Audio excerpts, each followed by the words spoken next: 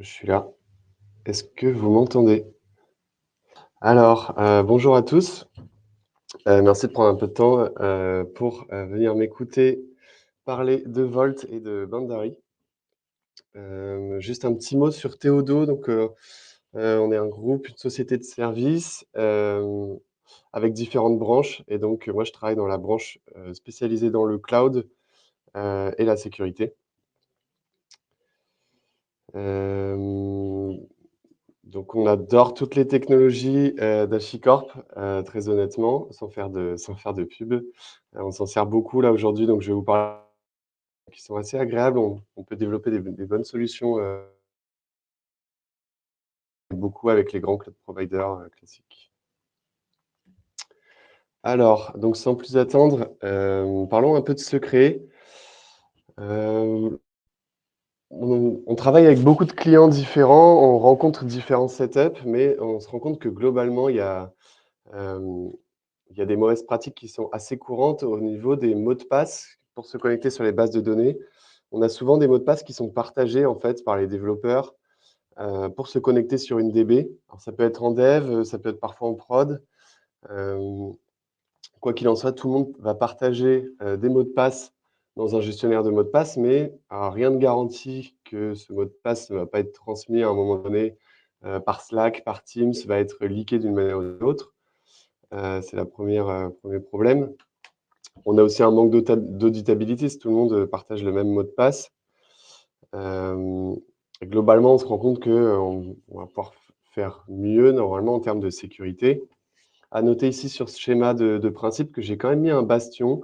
Ça, on voit quand même rarement des bases de données qui sont exposées publiquement.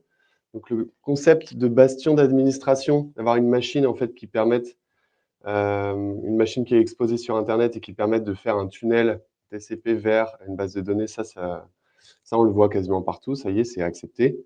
Soit cette technique-là, soit avec, une technique de VPN et de whitelisting. Mais par contre, la partie mot de passe, accès aux bases de données, ça c'est vraiment quelque chose qu'on voit moins. Les entreprises vont avoir tendance à connecter sur leur SSO, les accès au cloud, les accès aux différents outils en SaaS, mais la partie base de données, elle reste toujours un petit peu, archaïque, un peu en retard par rapport au reste du SI en termes de qualité de sécurité.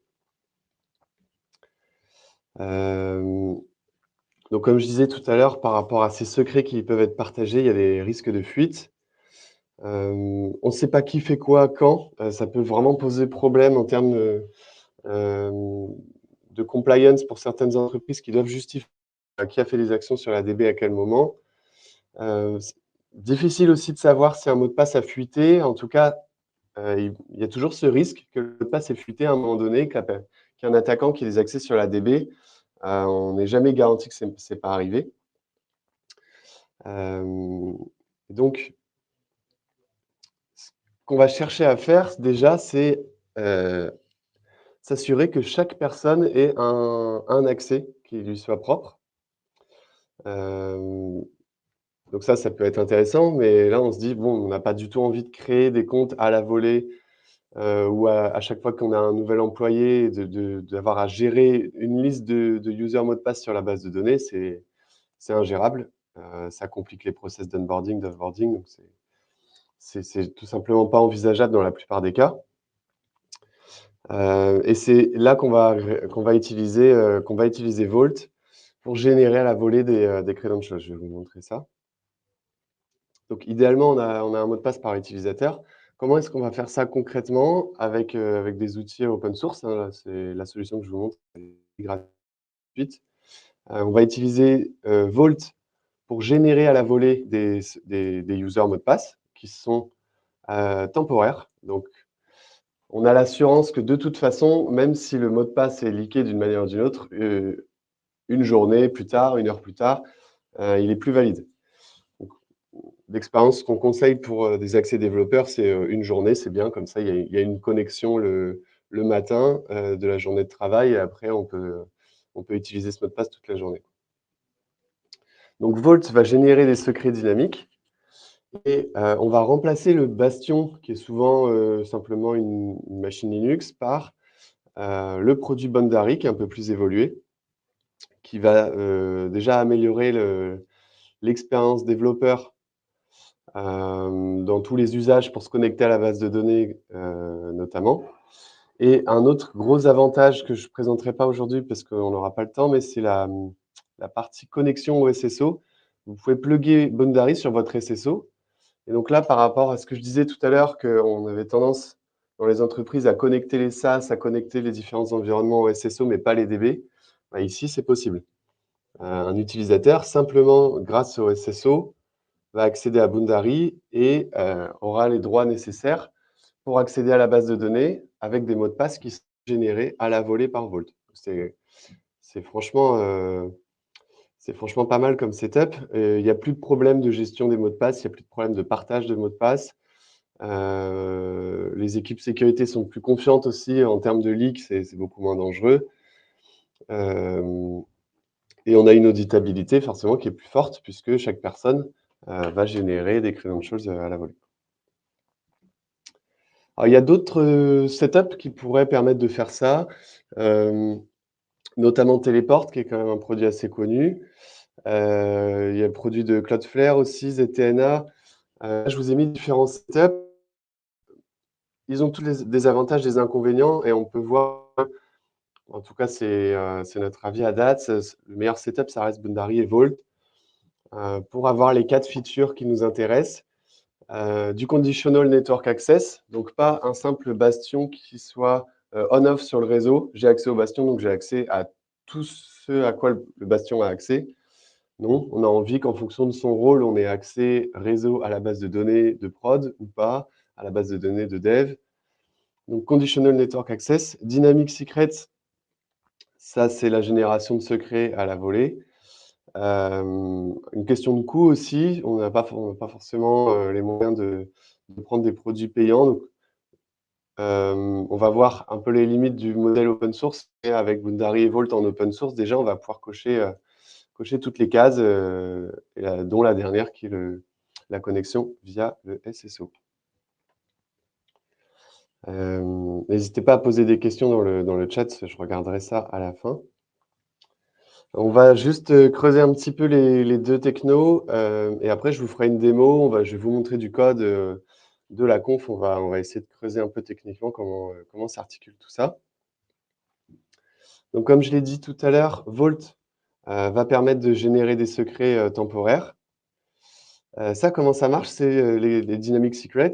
En fait, au moment où on va faire une opération de lecture sur un chemin dans Vault, donc sur slash, par exemple, postgre/db/read only.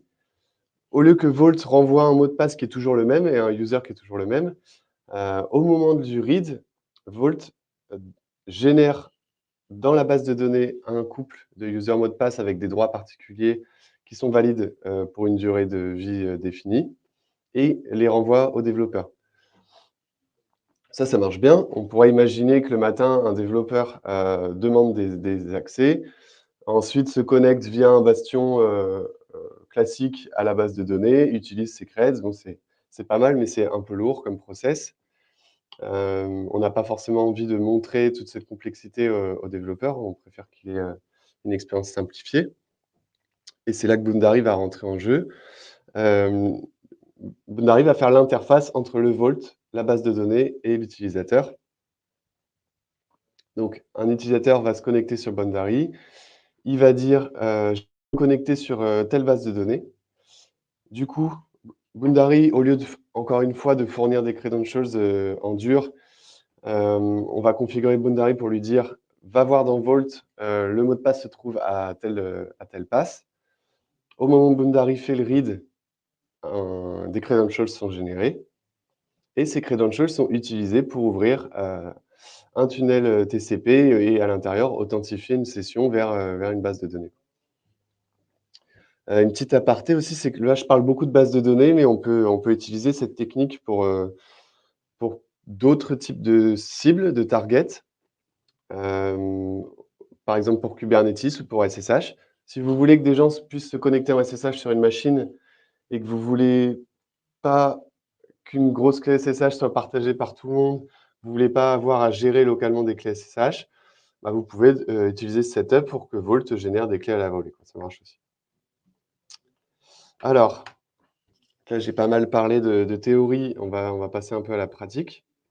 Déjà, je vais vous faire une première démo, juste simplement d'utilisation comme un développeur classique. Alors, je vais zoomer un petit peu pour que tout le monde puisse bien voir.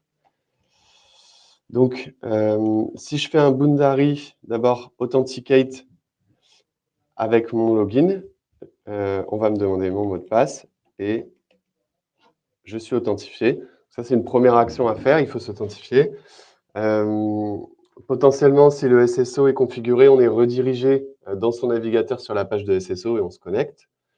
Ça, c'est la première opération à faire.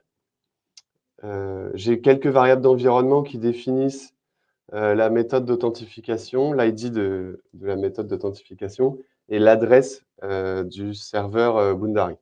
Mais bon, là, je les ai setés comme variable d'environnement pour simplifier un petit peu la lecture. Et maintenant que je suis connecté, je peux regarder à quoi j'ai accès via Boundary. Alors, bien entendu, dans les faits, nous, en tant qu'Ops, on va scripter tout ça pour fournir une CLI très simple pour le développeur, mais là, je vous montre un petit peu sous le capot comment ça fonctionne. Donc, à partir de là, je vais pouvoir déjà lister les différents scopes auxquels j'ai accès. Là, je vois que j'ai accès à une organisation qui s'appelle Théodo. Je peux récupérer ce Boundary scope. Ah oui, c'est l'org ID. Donc là, je dois récupérer l'ID de l'organisation. Voilà, c'est des opérations qui sont peut-être un peu lourdes pour un développeur, d'où le fait de packager tout ça dans un script. Mais maintenant que j'ai récupéré l'ID de l'orga qui m'intéresse, je peux lister encore une fois les scopes. Là, je vois que dans l'organisation Théodo, j'ai un projet qui s'appelle Project. Et donc, si je regarde, il y a quoi comme target, comme cible potentielle pour ma connexion dans ce projet? J'en ai deux. Donc j'ai une connexion qui s'appelle DBA, Database DBA, et de l'autre Database Dave. Moi, en tant que Thibaut, j'ai accès à ces deux targets. Et en fait, je vais pouvoir me connecter à une base de données avec deux rôles différents. Je peux avoir un accès plutôt développeur non privilégié ou DBA. Et donc, si je veux me connecter à la base de données, tout ce que je dois faire, c'est faire Boundary Connect, définir l'engine que je vais utiliser. Donc là, en l'occurrence, c'est du Postgre. Spécifier un target ID et un nom de base de données. Et ça va automatiquement m'ouvrir un CLI. Donc là, ce qui s'est passé derrière le capot, vraiment, j'accède à une base de données qui est privée grâce au bastion Boundary et j'ai même pas vu finalement quel credentials j'avais utilisé. Là, c'est totalement invisible. Si on regarde la liste des users, on se rend compte que il y a un token ici qui a été créé à la volée pour moi. Donc là, c'est plutôt pratique. Je peux faire des opérations sur la base. Après, le grand cas d'utilisation normalement des développeurs, c'est de connecter des outils à leur base de données, des outils de production de code ou autres. Donc, le tips ici, c'est de faire la même commande, mais de ne pas préciser l'engine Postgre et du coup de ne pas préciser la base de données parce que là, du coup, la commande Boundary est agnostique du protocole qui doit être utilisé derrière. Elle vient juste ouvrir une socket TCP et également générer des credentials. Et donc là, je peux voir au moment où je fais ça que sous le capot, Boundary m'a ouvert un port TCP local sur lequel je peux me connecter pour accéder via un tunnel à la base de données. Et là, je vois mon username et mon mot de passe qui sont générés à la volée. Donc ça, je peux les rentrer le matin dans ma configuration, je ne sais pas, PG-admin ou ce genre de choses, et travailler toute la journée avec ces credentials. Demain, je me reconnecterai, je referai cette commande et j'aurai des nouveaux credentials. Voilà, ça c'est une démonstration. Alors forcément, le process reste ouvert. Encore une fois, il faut scripter tout ça pour faciliter la vie du développeur, hein. Ça reste quand même, un poil, lourd comme process, mais, en tout cas, la mécanique derrière est très belle et la gestion des mots de passe est tout simplement, il y a plus de gestion, quoi. C'est entièrement géré, par Vault. Hem, Si on zoome un petit peu sur la manière dont ça a été fait, je vais pouvoir vous expliquer ça après. Je vais repasser sur les slides. Donc là, c'était juste une démo, de use case. Donc, en tant qu'administrateur, comment est-ce qu'on va configurer tout ça? Premièrement, du côté de Vault, il faut, créer un secret engine de type, database. Donc dire à Vault, tu vas avoir un nouvel engine de type database et créer des rôles, dynamiques. Donc je vais vous les montrer concrètement. Si je me rends sur l'interface de Vault, je peux voir que dans le secret engine Postgre, j'ai créé 2 rôles. Si je regarde par exemple le rôle, DBadmin, je me rends compte que, hem, au moment où quelqu'un va faire un read sur ce chemin, Vault va venir exécuter ce statement dans la base de données. Donc en fait, il va créer un nouveau, user, couple user mot de passe avec les droits DBA. Donc, étape par étape, il faut d'abord créer le secret engine Postgre. Il faut fournir à Vault, des identifiants pour se connecter sur cette base, des identifiants avec des droits assez élevés, parce que par la suite, Vault va se servir de cette connexion pour créer des users. Donc on voit ici que, là, j'ai une connexion vers la base de données Postgre. Ce qui est très intéressant aussi, je vous donne un petit tips, c'est que si vous déployez tout ça via Terraform, vous allez vous retrouver à stocker, même s'il y a des moyens de contournement, un mot de passe en clair, en fait, pour se connecter ici. Et là, vous pouvez juste simplement faire rotate root credentials et Vault va s'occuper de rotate ses propres credentials, ce qui fait que les creds qui sont dans le code source, n'ont plus d'intérêt et vous pouvez les laisser en clair. Donc cette connexion va servir, au moment où il y a des reads sur ces chemins-là à, créer des user mots de passe.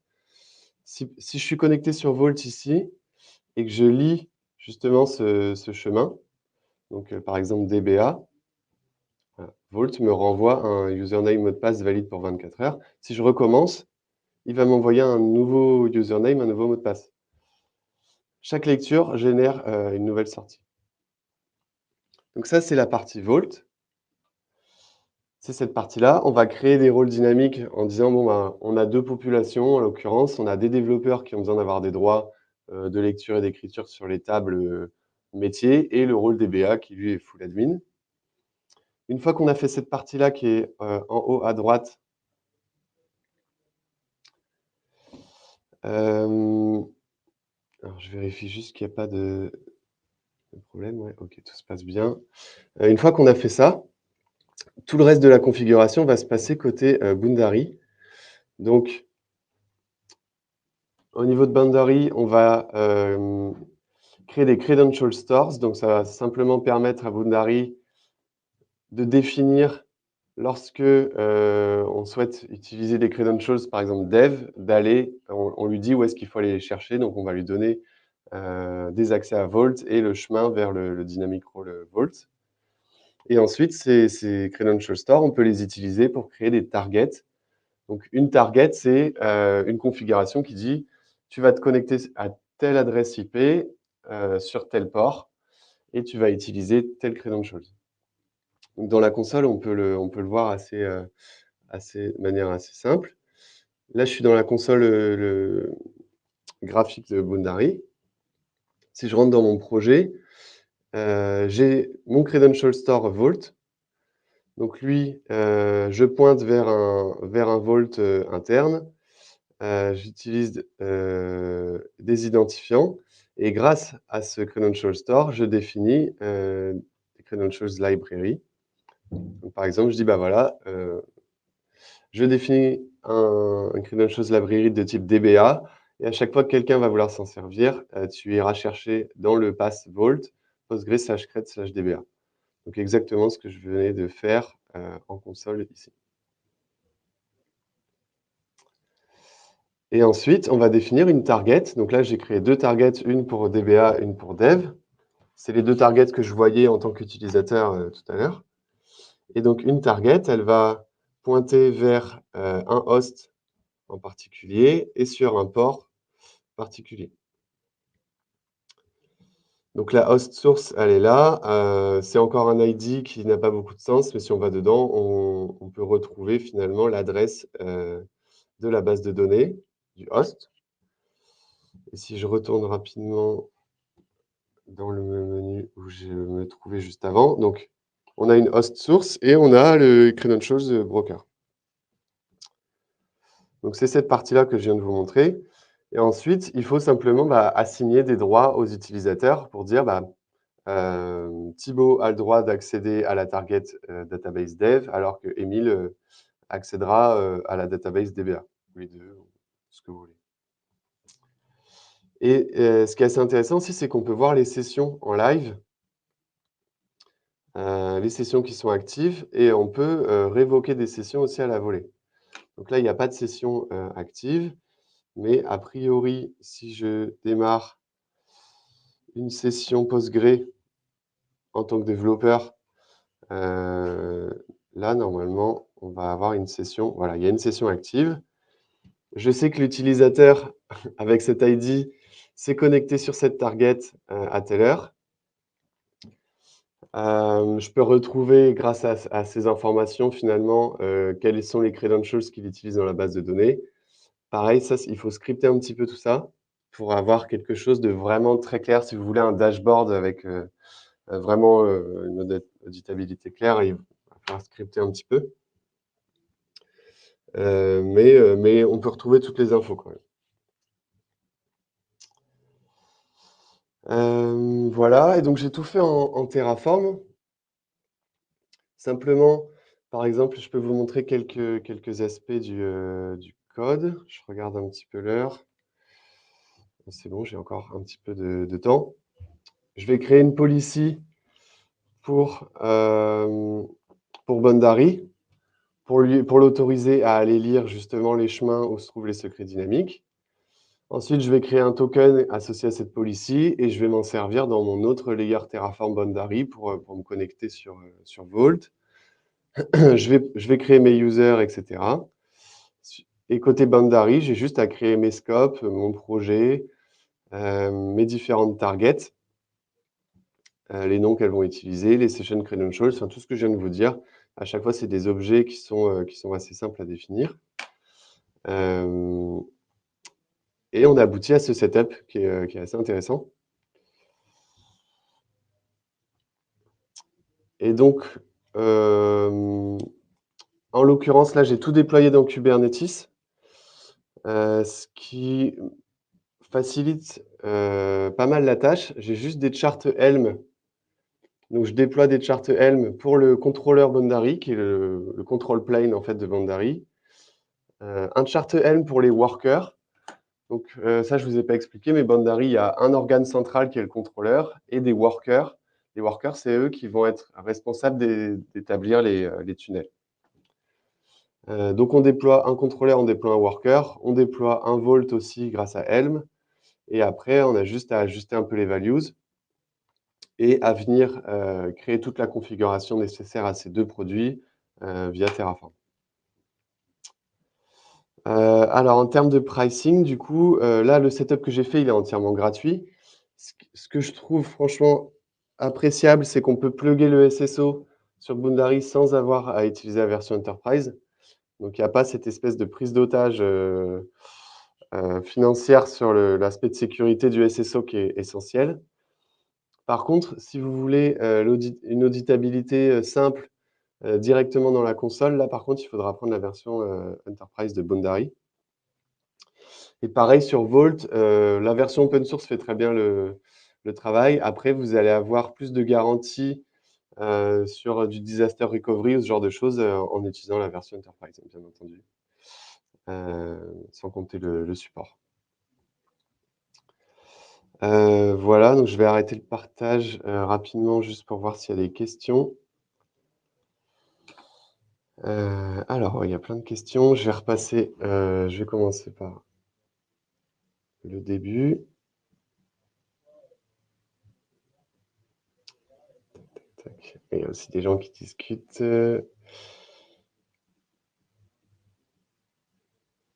Alors pour CyberArk, je ne sais pas, donc il y a une question de Nicolas. Les clés on the air sont compatibles avec CyberArk?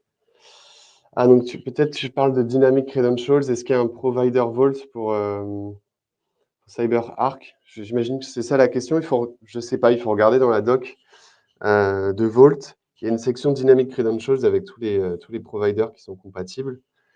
Ça évolue aussi dans le temps, donc il ne faut pas hésiter à regarder régulièrement. Et donc les crédits. Alors, une question de Nathanaël, je ne sais pas si c'est une question ou pas. Les crêtes générées dynamiquement expirent et sont automatiquement supprimées de la DB après le dépassement de la période. Alors oui, tout à fait. Il y a même une statement SQL qui est définie dans Vault qui dit, en gros, quand le credential se termine, quand le lease arrive à expiration, exécute cette commande sur la DB et donc le user est proprement supprimé en DB. D'ailleurs, ce n'était pas une question, c'était une affirmation, donc je confirme. Voilà, donc effectivement, avec la version Enterprise, vous avez accès aux sessions. Alors, Téléport, je crois qu'il y a des features de session recording qui sont présentes, mais par contre, tu n'auras pas le SSO si tu prends la version Community. Donc, souvent, le SSO est plus prioritaire que